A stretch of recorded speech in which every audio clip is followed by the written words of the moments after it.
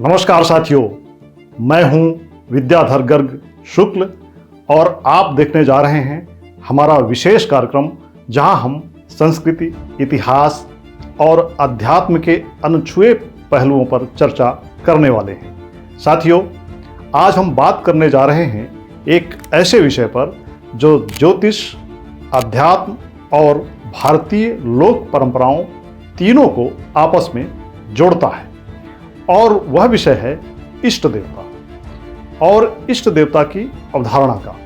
तथा इस वीडियो में खास तौर पर हम उन 7 दुर्लभ या कम ज्ञात इष्ट देवताओं के बारे में जानने का प्रयास करेंगे जिनकी आमतौर पर बहुत कम चर्चा होती है, या दूसरे शब्दों में कहें तो वे इष्ट देवता जो कभी बहुत लोकप्रिय थे या जिनकी पूजा बहुत अधिक होती थी, लेकिन आज के समय में उन्हें लगभग भुला दिया गया है।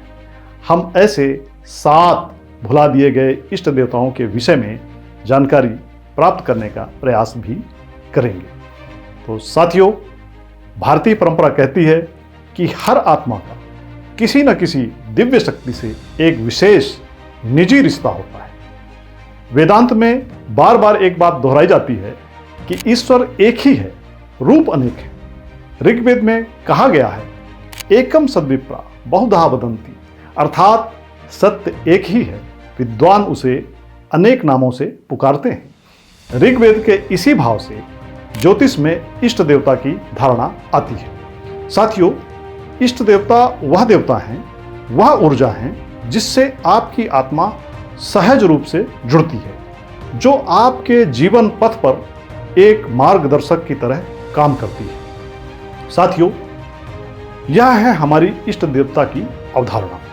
साथियों, जैसा कि मैंने आपको बताया कि आज हम 7 ऐसे इष्ट देवों पर नजर डालेंगे जो अपेक्षाकृत कम प्रसिद्ध हैं, लेकिन अपने अपने क्षेत्र में अत्यंत प्रभावशाली माने जाते हैं। तो आइए शुरुआत करते हैं ज्ञान और स्मृति के एक अद्भुत देव स्वरूप से, और जिनका नाम है भगवान हयग्रीव।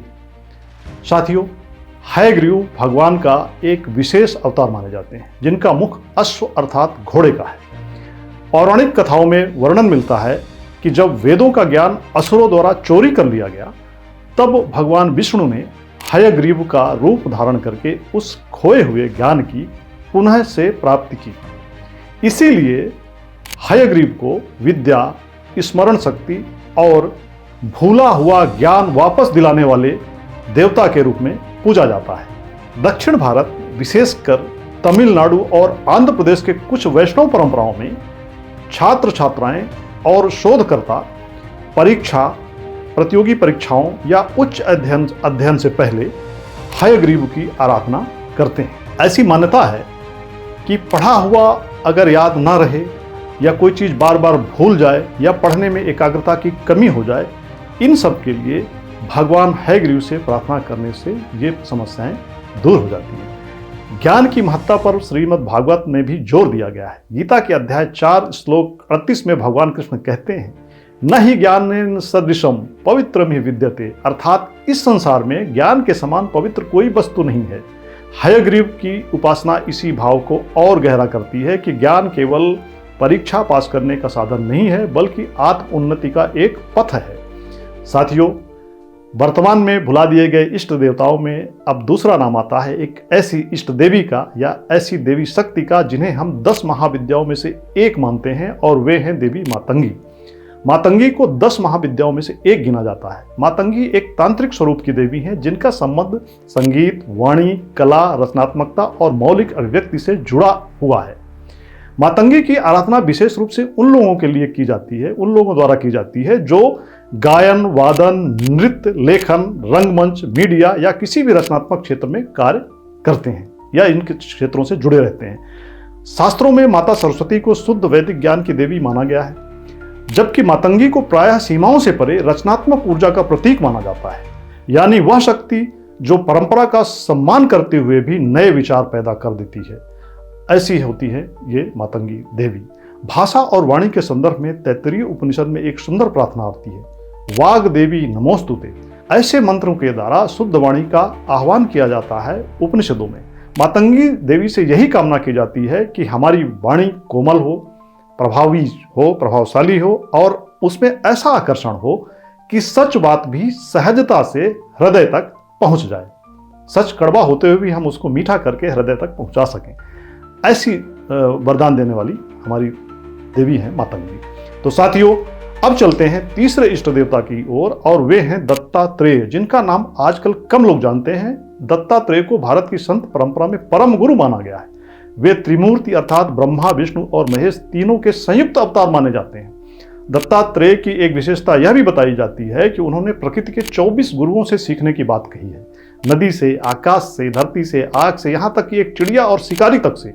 इसका संदेश यह है कि सच्चा साधक हर परिस्थिति में सीखने का अवसर ढूंढ ही लेता है। आज भी गुजरात, महाराष्ट्र, कर्नाटक और आंध्र प्रदेश के अनेक मठों पीठों में भगवान दत्तात्रेय की पूजा होती है। सन्यासियों, तपस्वियों और आत्म अन्वेषण की राह पर चलने वालों के लिए भगवान दत्तात्रेय खास इष्ट देवता माने जाते हैं। श्रीमद् भागवत गीता के अध्याय 2 श्लोक 50 में कर्म योगी के लिए कहा गया है, योगः कर्मसु कौशलम, अर्थात कर्म में कुशलता ही योग है। गुरु दत्तात्रेय की परंपरा ठीक इसी बात पर जोर देती है कि गुरु का मार्गदर्शन हमें यह सिखाता है कि जीवन के हर कर्म को साधना बनाकर जीना चाहिए। तो साथियों, अब बात करते हैं एक और कम लोकप्रिय, कम प्रसिद्ध लेकिन अत्यंत महत्वपूर्ण इष्ट देवी की, और वे हैं त्वरिता देवी। त्वरिता का अर्थ ही है जो शीघ्रता से फल देने वाली हो। त्वरिता देवी को विशेष रूप से रोग नाशनी, शीघ्र आरोग्य प्रदान करने वाली और आकस्मिक संकट से रक्षा करने वाली शक्ति के रूप में जाना जाता है। जहां सामान्य पूजा अर्चना दीर्घकालीन कल्याण के लिए की जाती है, वहीं त्वरिता देवी को तब याद किया जाता है जब कोई बीमारी अचानक आ गई हो, ऑपरेशन होना हो, कोई आपातकालीन परिस्थिति बन गई हो या किसी को तुरंत स्वास्थ्य सुरक्षा की कामना हो। ऐसी परिस्थिति में त्वरिता देवी की पूजा या आराधना की जाती है। आयुर्वेद और भारतीय चिकित्सा परंपरा भी ये मानती हैं कि दवा के साथ साथ मन की शांति और विश्वास भी उपचार का एक हिस्सा है। चरक संहिता में भी एक जगह रोगी को मानसिक स्थिति और विश्वास के द्वारा उपचार में सहायता लेनी चाहिए, ऐसा बताया गया है। त्वरिता देवी की पूजा इसी भाव को बल देती है कि संकट के समय हम घबराएं नहीं, बल्कि संयम रखें, शारीरिक इलाज के साथ साथ आध्यात्मिक शक्ति का भी सहारा लें। यजुर्वेद में एक प्रार्थना आती है, त्रायध्वम नो ब्रह्म वर्चसम, अर्थात हमें रक्षा दो, हमें बल और तेज दो। इसी तरह त्वरिता देवी से प्रार्थना की जाती है कि हे त्वरिता देवी, हमारे शरीर मन को शीघ्र स्वास्थ्य दो और संकट से उबारो। अब जिक्र करते हैं साथियों अगले इष्ट देवता का, जिनका नाम है क्षेत्रपाल। क्षेत्रपाल या क्षेत्रफल का देवता का अर्थ है कि क्षेत्र को पालने वाले। क्षेत्र का अर्थ है भूमि, खेत या पवित्र स्थान, और पाल का अर्थ है पालक या रक्षक। क्षेत्रपाल को ऐसे देवता के रूप में माना जाता है जो किसी निर्दिष्ट भूभाग, मंदिर या ग्राम सीमा की रक्षा करते हैं। भारत के अनेक राज्यों जैसे हिमाचल प्रदेश, उत्तराखंड, राजस्थान, बंगाल, तमिलनाडु में क्षेत्रपालों की अलग अलग लोक परंपराएं हैं। ये देवता अक्सर गांव के बाहर, खेतों की मेड़ पर या मंदिरों के किसी कोने में विराजमान होते हैं, और मान्यता ये है कि वे फसल, पशुओं, भूमि और स्थानीय समुदाय की रक्षा करते हैं। कृषि केंद्रित समाज में भूमि की सुरक्षा ही जीवन की सुरक्षा के बराबर है। इसीलिए पीढ़ियों से किसान बोआई, कटाई या किसी बड़े कृषि निर्णय से पहले क्षेत्रपाल को याद करते आ रहे हैं। गीता के अध्याय 3 श्लोक 14 में भोजन और वर्षा के संबंध में कहा गया है कि अन्नाद भवन्ति भूतानि, सब प्राणी अन्न से ही उत्पन्न होते हैं, और और अन्न जो है कृषि से आता है। क्षेत्रपाल की परंपरा असल में यह याद दिलाती है कि भूमि, जल और प्रकृति की रक्षा का प्रश्न केवल पर्यावरण का प्रश्न नहीं है, अपितु आध्यात्मिक उत्तरदायित्व का भी है। तो साथियों, अभी तक आपने 5 इष्ट देवताओं के बारे में सुना, जिन्हें आजकल हम थोड़ा भूल गए हैं, लेकिन वो बहुत महत्वपूर्ण है। अब बारी आती है तमिल प्रदेश के एक अत्यंत लोकप्रिय ग्राम देवता की, अय्यनार की या अय्यनार की। अय्यनार को ग्राम रक्षक देवता के रूप में जाना जाता है, जो विशेष रूप से तमिलनाडु के गांवों की सीमा पर प्रतिष्ठित रहते हैं। ग्रामीण तमिल समाज में ये परंपरा आज भी जीवंत है कि गांव की सीमा के पास अय्यनार के छोटे बड़े मंदिर बनाए जाते हैं। वहां मिट्टी या टेराकोटा के घोड़े चढ़ाए जाते हैं, और मान्यता है कि रात के समय अय्यनार इन घोड़ों पर सवार होकर गांव की परिक्रमा करते हैं और गांव की रक्षा करते हैं। अय्यनार को गांव की शांति, पशुओं की सुरक्षा, बच्चों की भलाई और सामुदायिक एकता के संरक्षक के रूप में पूजा जाता है। भारतीय संत परंपरा में लोक देवताओं के महत्व पर भी जोर दिया गया है। तुलसीदास जी एक स्थान पर कहते हैं, जाके रही भावना जैसी प्रभु मूरत देखी तिन तैसी। अर्थात इसका मतलब यह है कि जिसकी जैसी भावना होती है उसे ईश्वर भी वैसा ही दिखाई देता है। अय्यनार की उपासना भी इसी भावना का विस्तार है कि ईश्वर गांव के द्वार पर खड़े एक रक्षक की तरह भी हो सकते हैं। साथियों, अब बात करते हैं सातवीं इष्ट देवी या सातवीं देवी शक्ति की, और वे हैं प्रत्यंगिरा देवी। प्रत्यंगिरा देवी का स्वरूप अत्यंत तेजस्वी और उग्र माना जाता है। आमतौर पर इन्हें सिंहमुखी देवी के रूप में दर्शाया जाता है। प्रत्यंगिरा देवी का चेहरा सिंहनी का है और शरीर मानव का है। यह प्रत्यंगिरा देवी खास तौर पर उन लोगों द्वारा पूजी जाती है जो स्वयं को किसी नकारात्मक ऊर्जा, दुष्प्रभाव, काला जादू जैसी प्रवृत्तियों या लगातार चल रही मानसिक आध्यात्मिक पीड़ा से ग्रस्त महसूस करते हैं।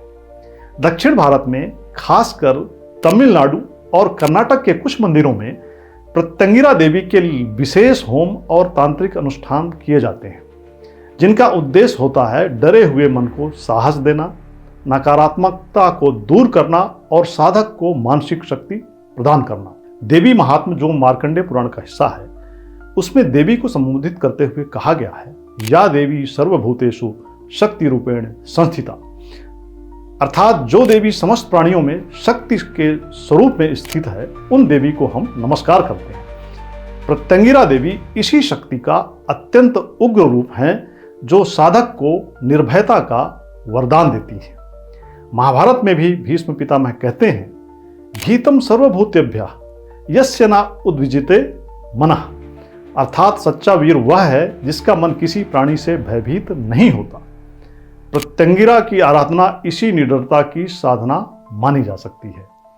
साथियों, इन सातों देवताओं देवियों की चर्चा के केंद्र में एक ही धागा छुपा है कि भारतीय आध्यात्मिक परंपरा केवल कुछ प्रसिद्ध नामों तक सीमित नहीं है। शिव, विष्णु, दुर्गा, गणेश, राम, कृष्ण, ये हमारे धार्मिक सांस्कृतिक आधार स्तंभ हैं, लेकिन साथ साथ ऐसे सैकड़ों हजारों लोक देव और तांत्रिक परंपराएं भी हैं जो विशेष परिस्थितियों, व्यवसायों या समुदायों की आध्यात्मिक जरूरतों का समाधान करती हैं।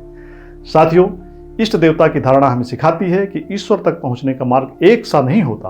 कभी कोई विद्यार्थी हयग्रीव से जुड़ जाता है, तो कोई कलाकार मातंगी से जुड़ जाता है, तो कोई साधक दत्तात्रेय से जुड़ जाता है, तो कोई किसान क्षेत्रपाल से जुड़ जाता है, तो कोई गांव वाला अय्यनार से जुड़ जाता है, तो कोई संकट ग्रस्त व्यक्ति त्वरिता या प्रत्यंगिरा देवी से जुड़ जाता है, और अंततः सब अपने अपने मार्ग से उसी परम सत्ता की ओर अग्रसर होते हैं। गीता के अध्याय 4 श्लोक 11 में भगवान कृष्ण कहते हैं, ये यथा माम प्रपद्यन्ते तांस तथैव भजाम्यहम्।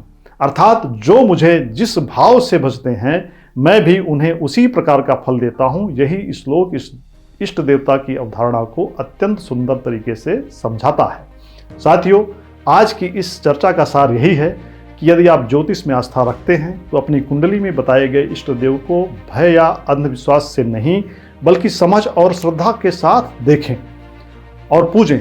और यदि आप ज्योतिष में विश्वास नहीं भी करते तो आप यह मान सकते हैं कि हर व्यक्ति को कोई न कोई ऐसा रूप, ऐसी छवि, ऐसी शक्ति मन से प्रिय लगती है जिससे उसे बल, साहस और एक दिशा मिलती है।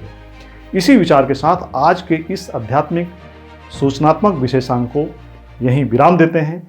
आपके मन में यदि किसी कम ज्ञात देवता, लोक देवता या इष्ट परंपरा से जुड़ी कोई कथा हो तो उसे जानना और समझना भी एक तरह की साधना है, क्योंकि उपनिषदों में जैसा कि कहा गया है, आत्मा व अरे दृष्टव्य श्रोतव्यो मंतव्यो निधिध्यासितव्य।